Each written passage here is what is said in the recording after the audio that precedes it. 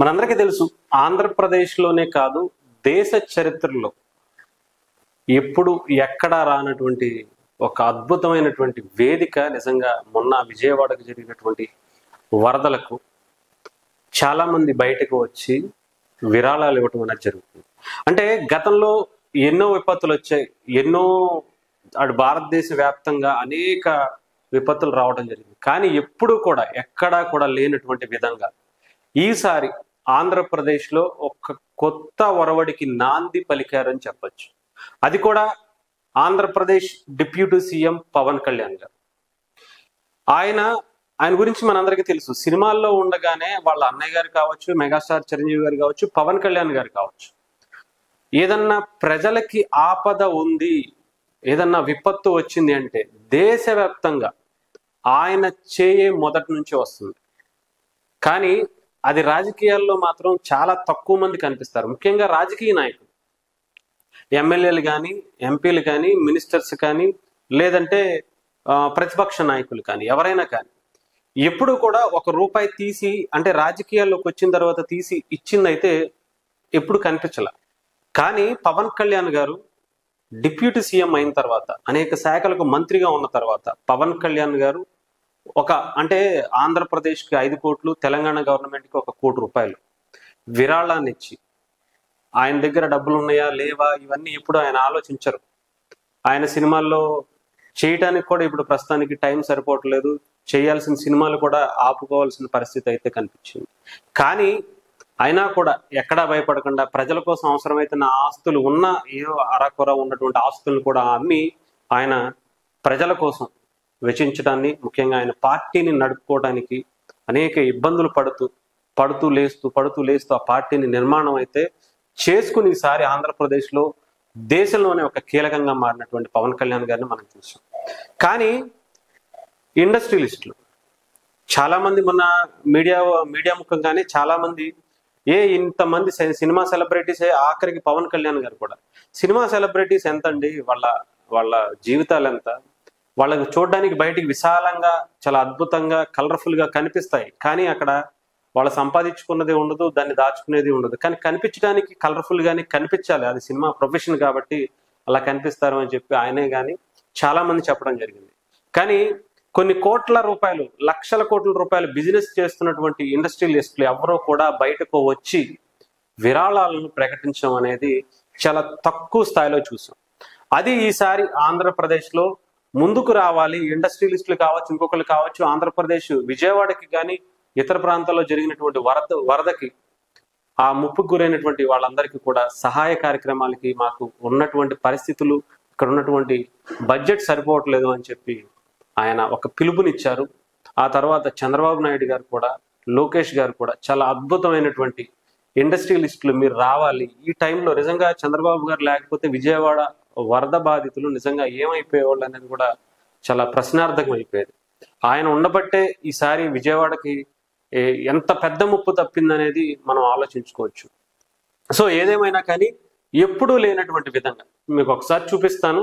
ఒక industrialist Hinduja group 5 కోట్ల రూపాయల విరాళాన్ని, భారీ విరాళాన్ని అయితే ప్రకటించడం జరిగింది. మనందరికీ తెలుసు, హిందూజా కంపెనీ ఫైనాన్స్, అంటే వెహికల్స్ ఫైనాన్స్ కావచ్చు, ఇన్సూరెన్స్లు కావచ్చు, ఇవన్నీ చేస్తూ ఉంటుంది. ఇండియా కానీ ప్రపంచవ్యాప్తంగా వాళ్ళకి సంబంధించినటువంటి వాళ్ళ సంస్థ విస్తరించి ఉంది. కానీ ఎప్పుడు బయటికి ఇచ్చింది అయితే కనిపించలేదు. కానీ ఈసారి చంద్రబాబు గారి చొరవతో, పవన్ కళ్యాణ్ గారు లాంటి చొరవతో, అంటే ఎంతసేపు ప్రజల నుంచి సంపాదించుకోవడమే కాదు, అవసరమైతే మనకి ఈ స్థాయిని నిలబెట్టినటువంటి ప్రజలకి మనం కూడా సహాయపడాలి, వాళ్ళ కష్టాల్లో ఉన్నప్పుడు మనం కూడా నిలబడాలి వాళ్ళ తరఫున అని చెప్పి వాళ్ళు ఎవరైతే మోటివేట్ చేశారో చంద్రబాబు నాయుడు గారు కానీ, పవన్ కళ్యాణ్ గారు లాంటి వ్యక్తులు, సో ఈసారి అలా బయటకు వచ్చినటువంటి వ్యక్తులు చాలా మంది ఉన్నారు. వాళ్ళందరిని ఒక్కొక్కటిగా చూపిస్తాను. వరద బాధితుల సహాయార్థం అమర్ రాజా సంస్థ 2 కోట్ల రూపాయలు ప్రకటించింది. మనందరికీ తెలుసు, అమర్ రాజా గ్రూప్ ఆంధ్రప్రదేశ్ నుంచి బయటికి పంపించడానికి ఎన్ని కుట్రలు చేశారు. అయినా కూడా అవి ఏమీ పట్టించుకోకుండా చంద్రబాబు గారు లాంటి వ్యక్తితో వాళ్ళకున్నటువంటి ర్యాపు ఎంత, అనుబంధం ఎలాంటిది అనేది చూసుకోవచ్చు. అక్కడ వాళ్లే స్వయంగా వచ్చి గల్లా అరుణ్ కుమార్ గారు ఇక్కడికి ఆ చెక్ అయితే నిన్న చంద్రబాబు గారికి ఇవ్వడం జరిగింది. అలాగే KCP limited joint managing director Velagapudi Kavita Dutt గారు ₹1 చెక్కును అయితే ఇచ్చారు. ఒక్కొక్కళ్ళు అంటే ఎప్పుడూ లేనటువంటి విధంగా శ్రీరామ్ ఫైనాన్స్ మన తెలుగు రాష్ట్రాల్లోనే అత్యంత ఎక్కువగా ఫైనాన్స్ కి సంబంధించినటువంటి వీళ్ళ దగ్గరే జరుగుతూ ఉంటాయి. వాళ్ళు కూడా బయటకు వచ్చి ఈ వరదకి సంబంధించినటువంటి సహాయం మనం కూడా నిలబడాలి, మనం వాళ్ళ దగ్గర నుంచి ఎంతో సంపాదించాం, తిరిగి వాళ్ళకి మనం ఇది పెట్టకపోతే బాగోదు అని చెప్పేసి వాళ్ళు కూడా బయటకు వచ్చి ఇవ్వటం అయితే జరిగింది. అలాగే భీమవరానికి చెందినటువంటి వెల్కమ్ ఫిషరీస్ కి సంబంధించినటువంటి డైరెక్టర్ ఒకళ్ళ ఆనంద్ గారు అని చెప్పేసి ₹1 అయితే తీసుకొచ్చి అటు చంద్రబాబు నాయుడు గారికి సీఎంఓలో కలిసి ఇవ్వడం జరిగింది. అలాగే SMS ఫార్మా ఎండి గారు ₹1 కూడా ఇక్కడ ఇవ్వడం జరిగింది. అంటే ఫార్మా కంపెనీలు మన ముఖ్యంగా తెలుగు రాష్ట్రాల్లో ఎక్కువ స్థాయిలో ఉన్నటువంటి నిజంగా అంటే దేశంలోనే నిజంగా టాప్ మోస్ట్ కంపెనీలన్నీ కూడా మన హైదరాబాద్ కావచ్చు, తెలుగు రాష్ట్రాల్లో ఉన్నాయి. వాళ్ళు కూడా ఈసారి ముందుకు రావడం అనేది నిజంగా హర్షించదగ్గ విషయం. అలాగే విన్స్ బయో ప్రొడక్ట్స్ కి సంబంధించినటువంటి డైరెక్టర్ సిద్ధార్థ్ గారు కూడా 51 లక్షలు ఇచ్చారు.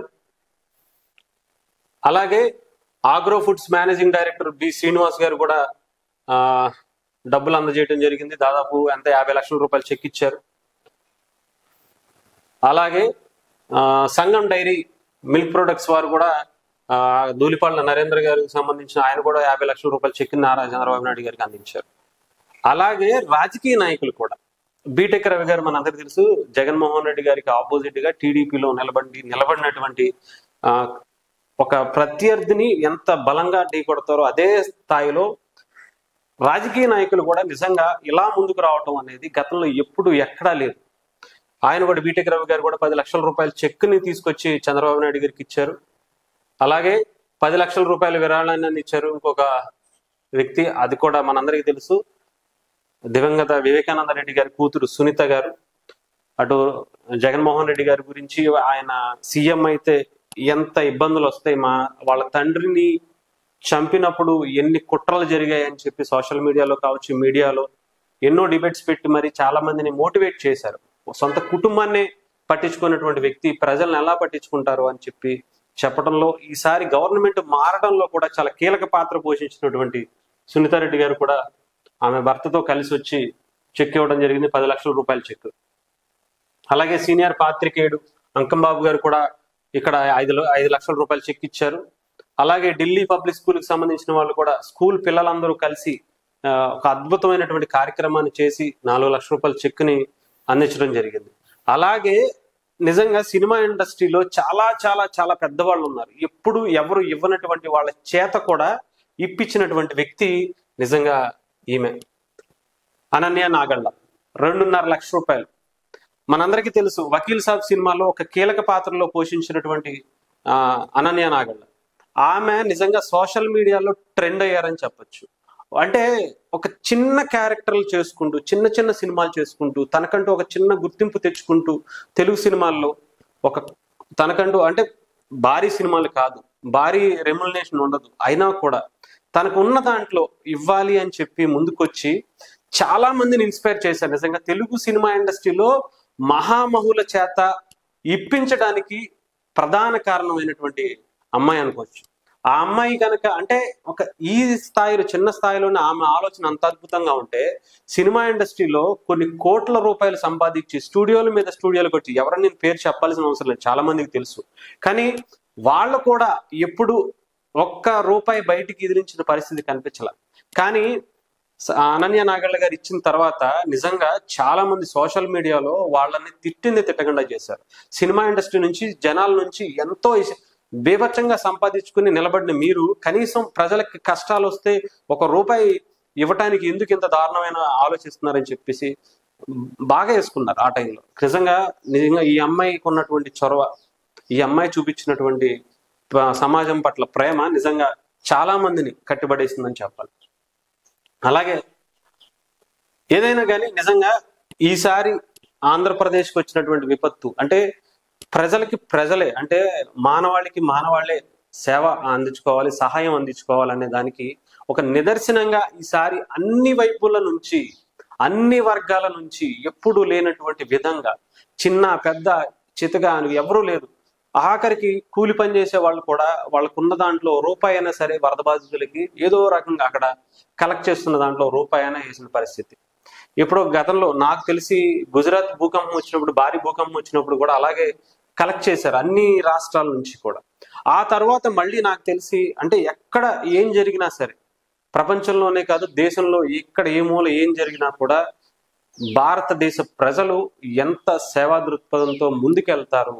ఇండస్ట్రియలిస్టులు డబ్బులు సంపాదించుకున్న వాళ్ళు కాదు, చిన్న స్థాయి వాళ్ళు కూడా ఉన్నారు అని చెప్పి అనన్య నాగర్ లాంటి వాళ్ళు కావచ్చు, హిందూజా గ్రూప్స్ కావచ్చు, సినిమా ఇండస్ట్రీకి సంబంధించినటువంటి మెగాస్టార్ కావచ్చు, రామ్ చరణ్ గారు కావచ్చు, జూనియర్ ఎన్టీఆర్ గారు కావచ్చు, ఇలా అనేక మంది.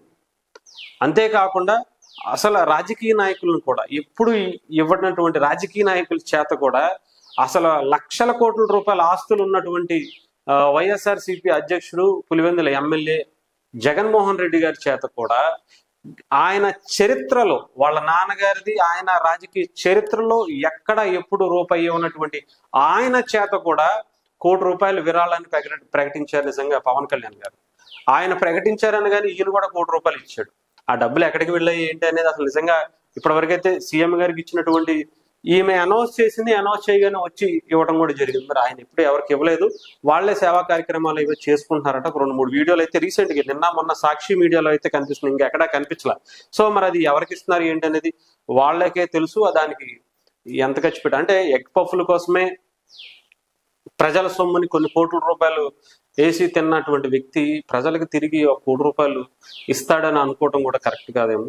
సరే ఇచ్చినా కూడా మరి ఎంతమందికి ఇచ్చారు ఏంటి అనేది తెలియదు. సో మిగతా వైఎస్ఆర్సీపీకి సంబంధించిన నాయకులు అయితే నాకు తెలిసి ఆయన ఒక్కడే ఇచ్చాడు జగన్మోహన్ రెడ్డి గారు, మిగతా వాళ్ళు ఎవరు అనౌన్స్ చేసిన పరిస్థితి కూడా కనిపించలే.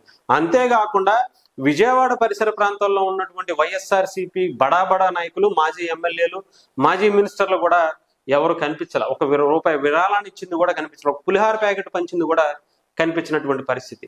వేరే వాళ్ళు పులిహార ప్యాకెట్లు తయారు చేస్తే వీళ్ళ తీసుకెళ్ళి అవి ఇచ్చారట. పైగా మీడియా ముందుకు ఆ వేరే ఏరియాస్ నుంచి తీసుకొచ్చి వాళ్ళు అక్కడ పెట్టి వాళ్ళతో తిట్టించటం. నందిగాం నుంచి ఇంకొక ఏరియా నుంచి తీసుకొచ్చి అక్కడ ఒకళ్ళని నుంచి పెట్టి ప్రభుత్వాన్ని తిట్టించడం. ఇంకొక వ్యక్తి ఏమో బెంగళూరు నుంచి ఇక్కడ దిగి 2-3 తిట్లు తిట్టి 2-3 ఫోటోలు దిగి వీడియోలు దిగి మళ్ళీ బెంగళూరు ఫ్లైట్ ఎక్కేసి వెళ్ళిపోవడం. ఏదేమైనా సరే ఈసారి ఒక కొత్త అద్భుతమైనటువంటి ఒకరికొకరు అనే నినాదంతో ఈసారి ముందుకెళ్లారు ఆంధ్రప్రదేశ్ ప్రజలు. ముఖ్యంగా అన్ని వర్గాలు కూడా అన్నిటిని కలుపుకుని వెళ్తున్నారు ఆంధ్రప్రదేశ్ ప్రభుత్వంలోని పెద్దలు, పవన్ కళ్యాణ్ గారు, అలాగే ముఖ్యమంత్రి నారా చంద్రబాబు నాయుడు గారు.